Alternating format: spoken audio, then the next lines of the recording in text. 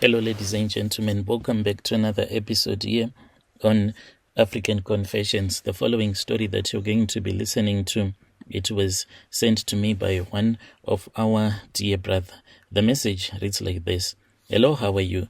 Can you please post my own story as hidden identity? My name is Ukuthwala, not his real name. I never believed in dark magic. I thought that it was just stories that people told, and I never thought that it was for real.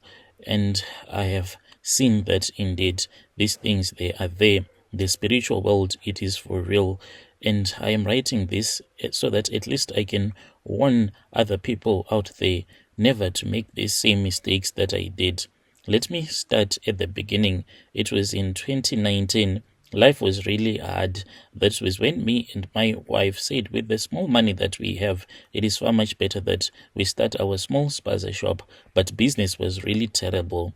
And at that time, we needed to send money back home. And being in a foreign land, also, it was really difficult because we did not have proper jobs. So it was just me and my wife hustling. My wife was working for this other Indian family, whilst I was going around doing some piece jobs because I am a plumber by profession. So I then met this other friend of mine. I had last met this friend of mine a very long time ago. I left him back home in Zim. He was working in the medical field. All of a sudden, one day when I was in Joburg, that was when I had someone calling out my name. As you know that in Joburg, when someone calls out to you, you do not turn around because then they would see that you are not from Joburg. So I kept on walking. Then that was when I had the person calling out my name again, but this time around the person was talking to me in Shona, and I knew that this person, indeed the person knows me. So I turned around slowly, pretending as if there was something that I was looking for, trying to check and wanting to see if there were not those guys that steal phones from people. So when I saw the guy, I immediately recognized him as my friend. He was a man that I knew when I was still back home in Zim. So when I looked at him, I saw that the man, he was not struggling. No, he was now having a very beautiful car. He then said that he wanted to show me his place. As we were driving to Senton, he was playing the song, started from the bottom, now we're here. Started from the bottom, now my whole team here. And it was really nice. It was really nice, and I told myself that this was life. He was living life.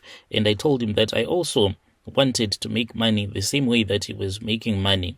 Then later on, after he drove with me to the location and met my wife, and we then told my wife that we were supposed to go out for a few drinks. And then when we were busy drinking, after a few too many beers, he finally broke down and he told me that the reason as to why he was able to manage that kind of a life, it was because he had done some rituals. He had done some money-making rituals.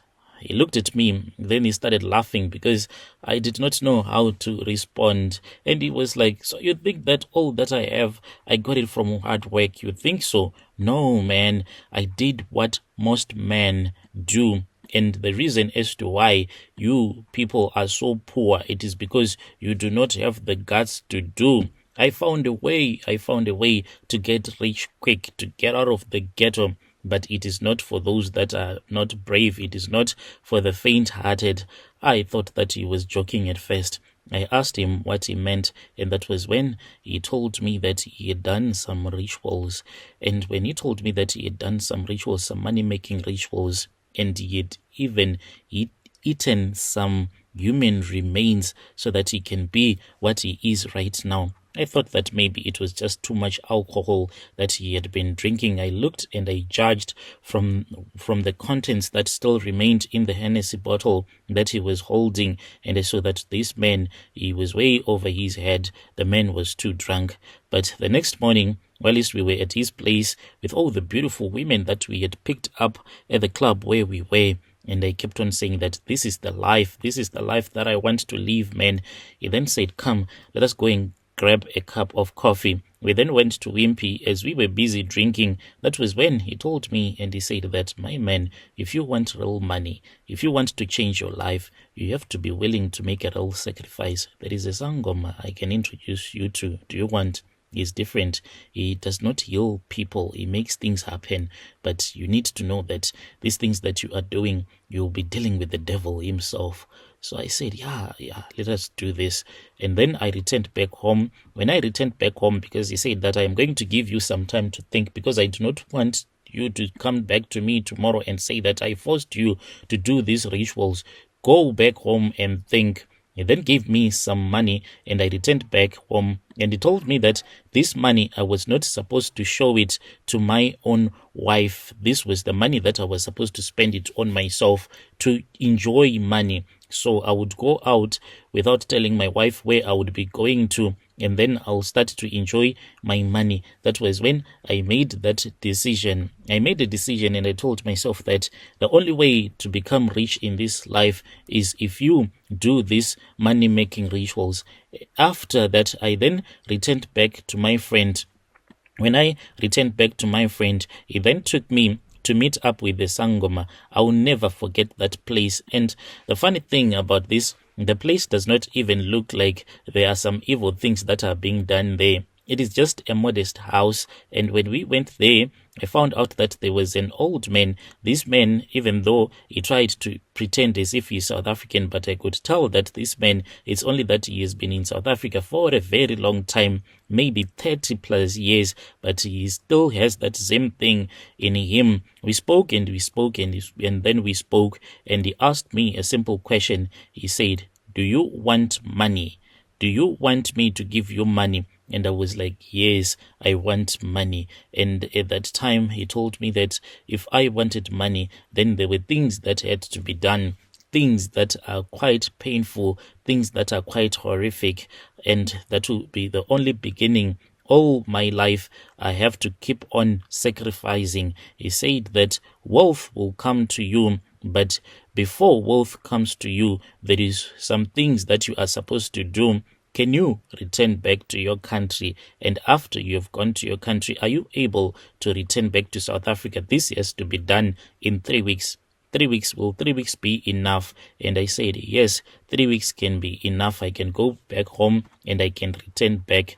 And then that was when he told me that when you go back to your country, I want you to look for a grave. It has to be an old grave, no tombstone, no what. It must be the grave of a person who has been forgotten by their relatives, someone who does not have his or her relatives anymore in your village. Are you able to do that, my son?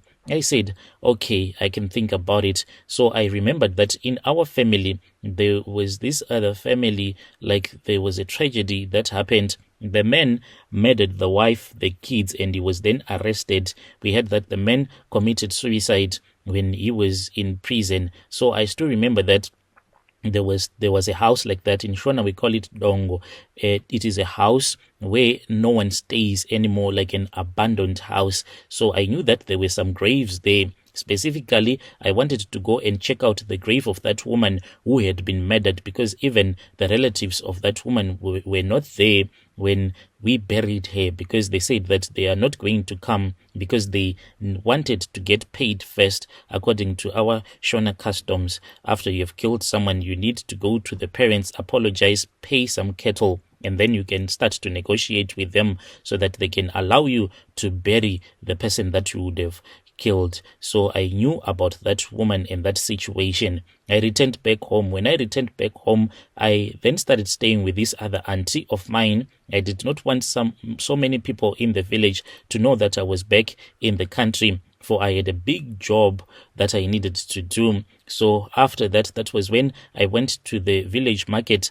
I bought a pick and a shovel. So these tools of mine, I was hiding them in the mountains, and I was waiting for the day when I was going to be able to do that.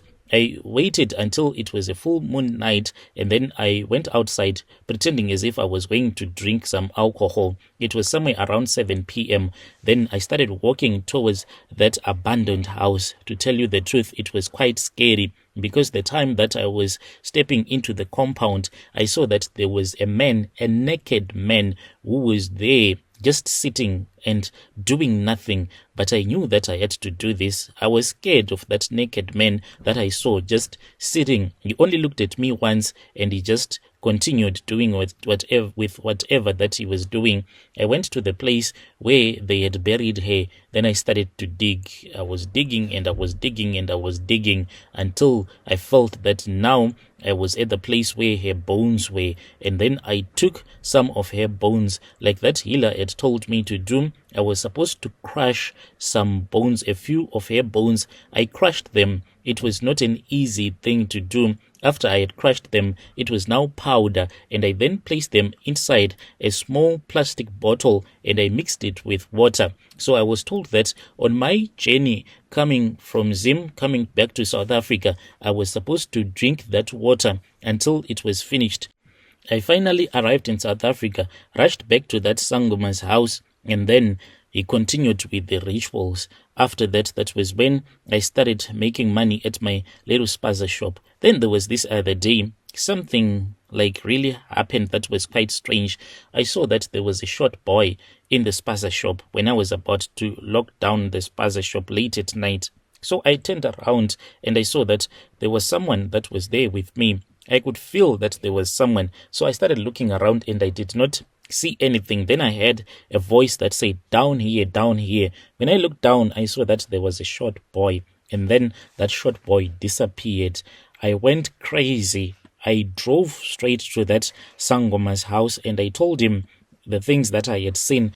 He then said, "My son, why are you afraid? For that thing that you saw, it is not evil. It is your child now. It is your short boy, a short boy that will go around collecting money for you. You said that you wanted money. That is a tokology that I created for you." So, Brother Nashi, I have a tokology of mine, but I have since learned that the devil will never give you anything for free. Currently, the status is that I am struggling. Financially, I am stable, but I am struggling. It is not an easy thing to know that your wife gave birth to a child that was normal, but now, all of a sudden, your child has a disability. It is quite a terrible thing, Brother Nashi.